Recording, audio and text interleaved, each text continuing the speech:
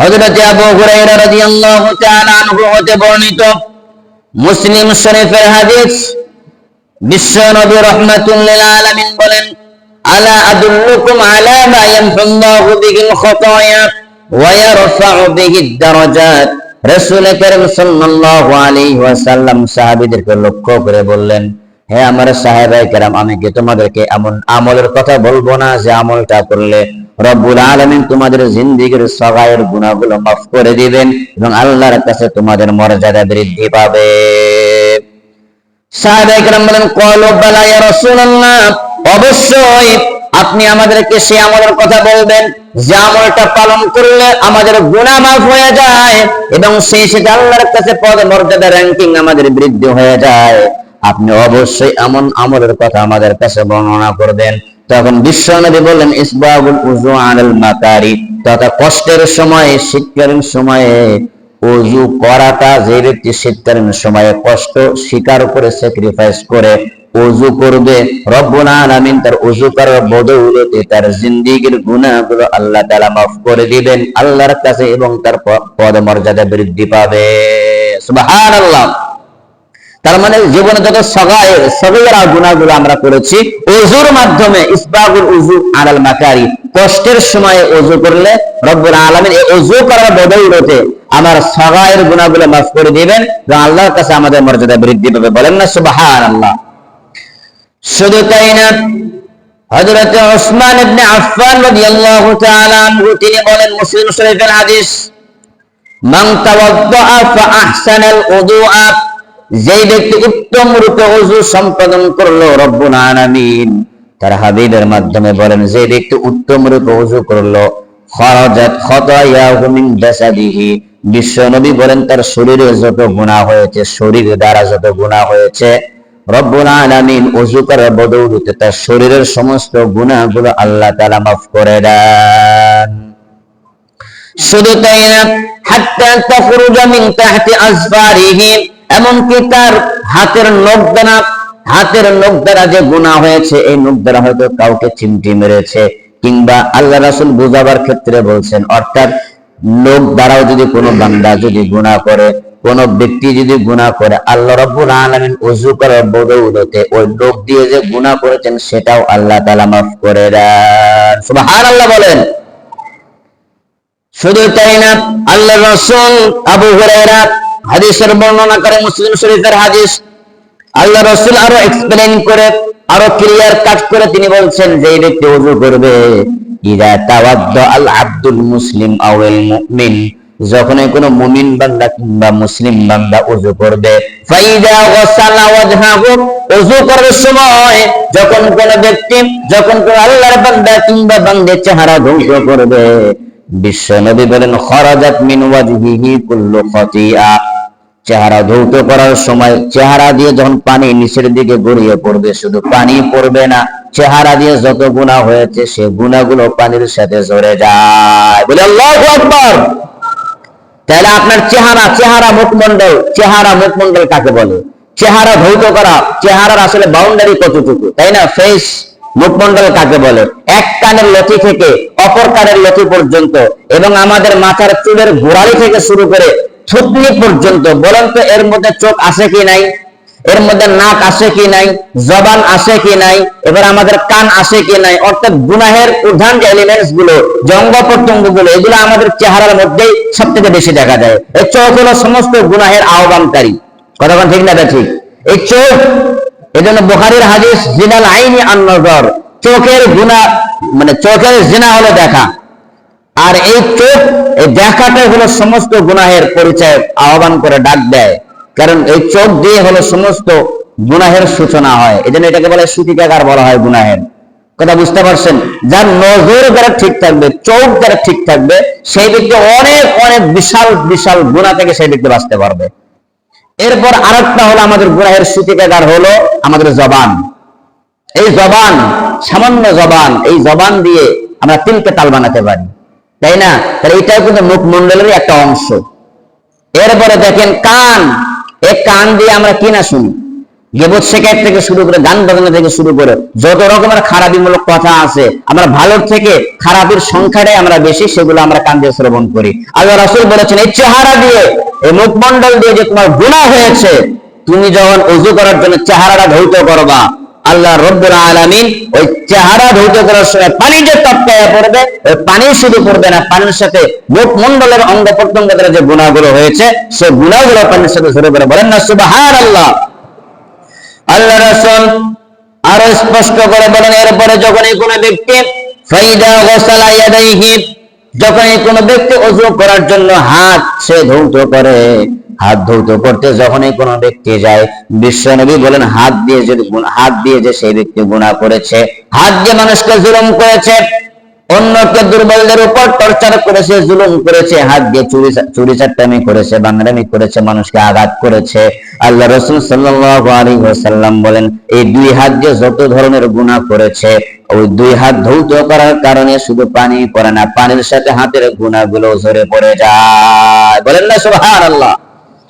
বিশ্বনবী আরো বলেন, এরপরে মাথা যখন মাসে করতে যাই, মাথা মাসে করতে গিয়ে মস্তিষ্ক দিয়ে যে আমরা বিভিন্ন খারাপ জল্পনা কল্পনা করেছি, রব্বুল আলামিন ওই মস্তিষ্ক, ওই মাথা আমাদের মেসেজ করার কারণে, মাসাহ করার কারণে সে গুনাহগুলো ঝরে যায়। এরপরে আল্লাহ রাসূল আরো এক্সপ্লেইন করে বলেন, যখনই কোনো ব্যক্তি ওযু করার সময় পা ধৌত করে, যখনই কোনো ব্যক্তি পা ধৌত করতে যায়, পা দিয়ে যত ধরনের গুনাহ হয়েছে, পা ধৌত করার কারণে রব্বুল আলামিন তার পায়ের গুনাহগুলো মাফ করে দেন। আল্লাহ রাসূল বলেন হাত্তা ইয়াখরুজা নাকিয়াম মিনাজ যুনুব, সেই ব্যক্তি ওযু শেষ করলে এমন অবস্থায় কেমন জানি তার জীবনে কোনো সগায়ের কোনো গুনাহ ছিল না। বলেন না সুবহানাল্লাহ। তো ওযুর ফজিলত বলেন তো আছে কি নাই? বলেন তো আছে কি নাই?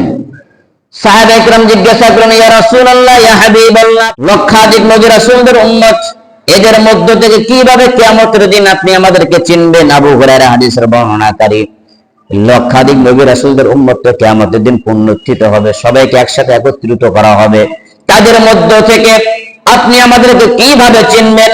কিংবা আমরা যারা সাহাবায়ে কেরাম যারা আছে, হয়তো আপনি আমাদেরকে চিনতে পারেন, কিন্তু আপনার আগে যারা ইন্তেকাল করেছে, কিংবা কিয়ামত পর্যন্ত যত মানুষ পৃথিবীর মাঝে আসবে, আপনি তাদেরকে কিয়ামতের দিন কিভাবে চিনবেন আর কিভাবে সুপারিশ করবেন? কতক্ষণ ঠিক না ঠিক?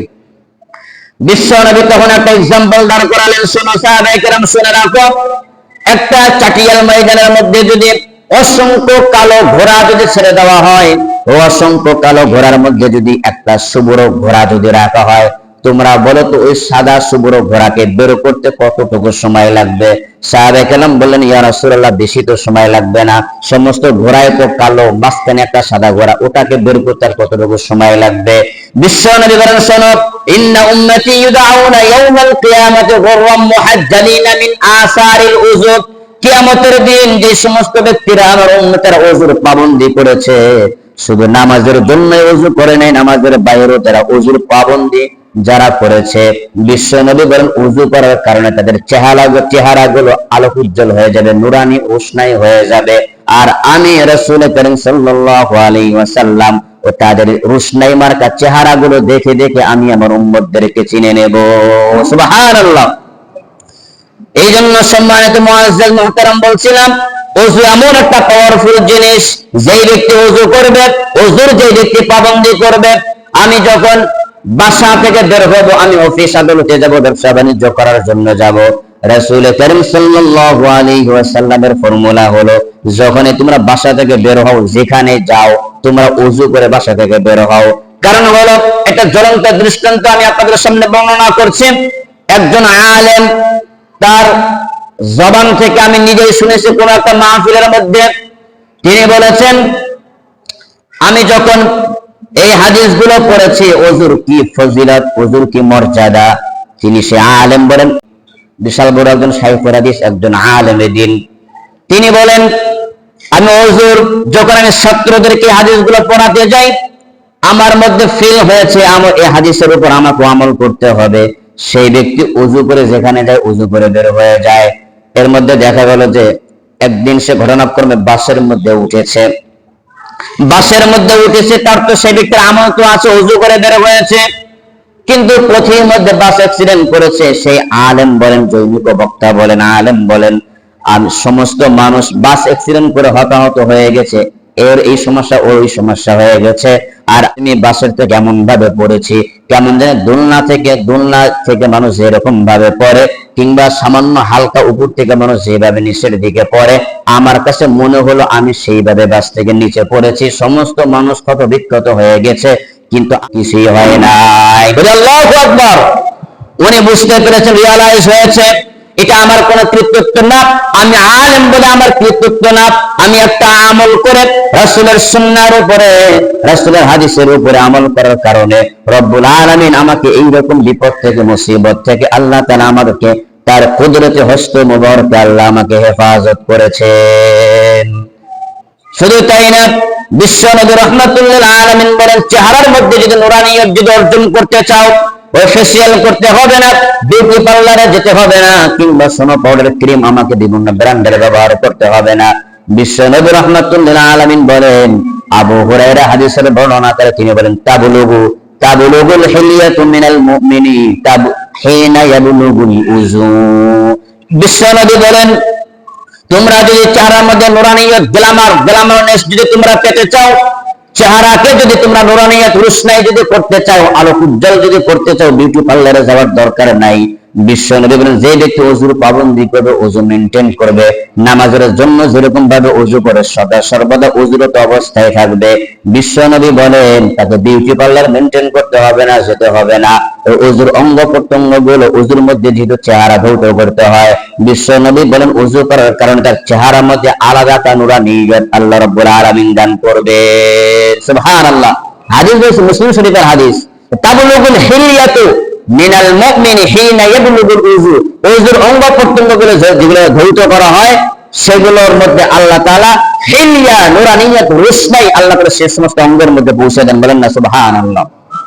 তার মানে আমরা যেখানে যাই, আমাদের সন্তানদেরকে আমরা স্কুলে পাঠিয়ে দেই, কলেজে পাঠিয়ে দেই, দোকান পাটে পাঠিয়ে দেই, কিংবা আমরা যখন সফরে বের হয়ে যাই, আপনারা বলেন তো, যখনই আমরা দোকান পাটে যাব, ব্যবসা বাণিজ্য করার জন্য যাব, কিংবা সন্তানদেরকে আমরা স্কুল কলেজে পাঠাবো, সন্তানদেরকে আমরা এই বলে টিচিং দিব, বাবা তুমি বাসা থেকে বের হয়েছো, জানো, তুমি নিজেও জানো না তুমি সুস্থ অবস্থায় বাসায় ফিরতে পারবা কি পারবা না, কিংবা সুস্থ অবস্থায় তুমি তোমার গন্তব্যে পৌঁছতে পারবা কি পারবা না, তুমি নিজেও জানো না।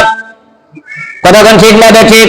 রাস্তায় যখন কোনো মানুষ বের হয়ে যায়, সে এই গ্যারান্টি দিতে পারে না, ওয়ারেন্টি দিতে পারে না যে আমি আবার সহি সালামতে বাসায় চলে আসবো, কিংবা আমি আমার গন্তব্যে যাব।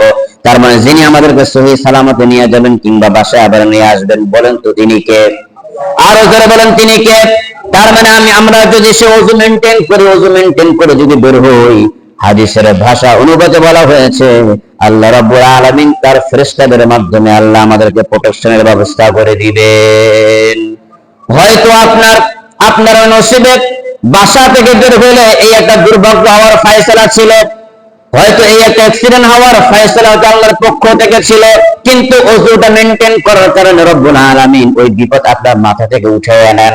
তার মানে নেক আমলের বদৌলতে আল্লাহ রাব্বুল আলামিন মাঝে মাঝে বরাদ্দকৃত শাস্তি আল্লাহ তাআলা উঠাইয়া নেন। আপনি যে ওযু মেইনটেইন করে আপনি বের হয়েছেন, ওযু মেইনটেইন করে বের হওয়ার কারণে আপনার উপর যে নির্ধারিত শাস্তি ছিল সেটা আল্লাহ তাআলা উঠিয়ে নিয়েছেন। যেটা দাঁড়ায়, বলেন তো শুধু ওযু কি নামাজের জন্যই করব, নাকি আমাদের অলওয়েজ 24 আওয়ার্স ঘুমাতে যাই বলা যায় না, আমরা চোখ বন্ধ করি, এমনও হতে পারে এই যে শীতকালে আমরা মশারি টানাই না, কিংবা মশারি টানাই বা না টানাই, কিন্তু আমাদের দেখা গেল যে আমাদের কান খোলা থাকে, আমাদের নাক খোলা থাকে, আমাদের জবান, আমাদের মুখ খোলা থাকে। এমন হতে পারে কোন একটা বিষাক্ত পোকা কিন্তু নাক দিয়ে, চোখ দিয়ে কিংবা জবান দিয়ে প্রবেশ করে কিন্তু আপনাকে আমাকে শেষ করে দিতে পারে। কতক্ষণ ঠিক না বেশি?